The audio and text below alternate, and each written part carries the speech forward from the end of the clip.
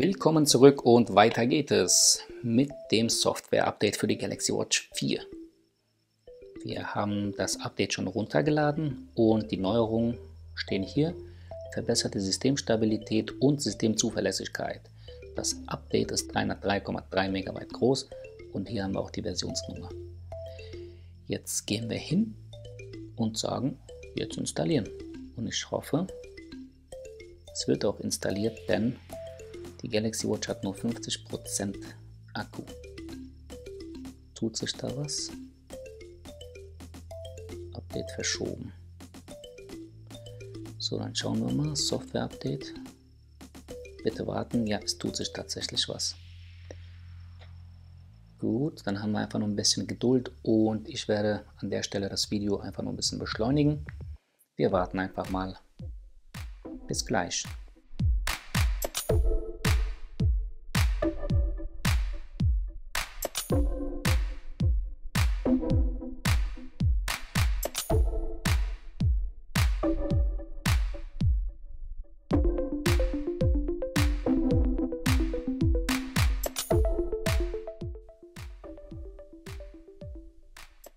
Tada! Und da ist sie auch schon.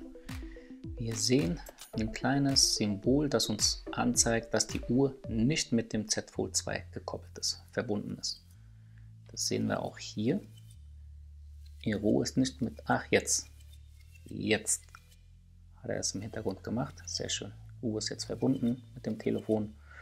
Und ja, das Update ist durchgelaufen. Das schauen wir uns jetzt an. Also nehmen wir uns das Z Fold 2 nochmal zur Hilfe. Da gehen wir in die, wo war das jetzt? Uhreneinstellungen, genau. Info zu Uhr, Softwareinformationen. Ist bei 3.0 geblieben natürlich. Ich glaube, die Google Play Dienste haben sich geändert. Und jetzt haben wir den Sicherheitspatch von August. Oh, sehr aktuell, sehr schön. Sehr schön, sehr schön. Okay, das war's vom Update. Wir gucken mal, wie flink und stabil das System läuft. Einmal aufwecken. Na? Ah, okay, jetzt kriegen wir erst noch den Hinweis. Jetzt aber. Ja, stottert noch ein bisschen. Uiuiui, was ist da los? Wenn ich das mit der Lünette mache. Ja, da ist es schnell. Ja. Na jetzt, okay.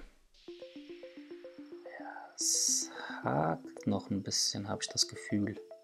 Ich muss das wirklich mal beobachten, ob es standardmäßig hakt. Na, jetzt läuft es ja butterweich. Ich glaube, das war einfach nur, ist dem Update geschuldet und da sind noch irgendwelche Hintergrundprozesse am Laufen gewesen. Ja, so muss das sein. Ne? Nichts anderes würde ich von solch einer Uhr erwarten. Ich meine, haben einen aktuellen Prozessor von Samsung drin, den Exynos. Wir haben die aktuellste Version von Wear OS. Also, sollte laufen, das Update ist durchgelaufen. Ich werde die Uhr jetzt testen, auch parallel natürlich zur Apple Watch und ein paar Vergleiche ziehen und dann gibt es hoffentlich demnächst das Review dazu. Und ich hoffe natürlich auch, dass das Z Fold 3 kommt irgendwann. Also, vielen Dank fürs Zusehen, bis zum nächsten Mal, bleibt gesund und tschüss.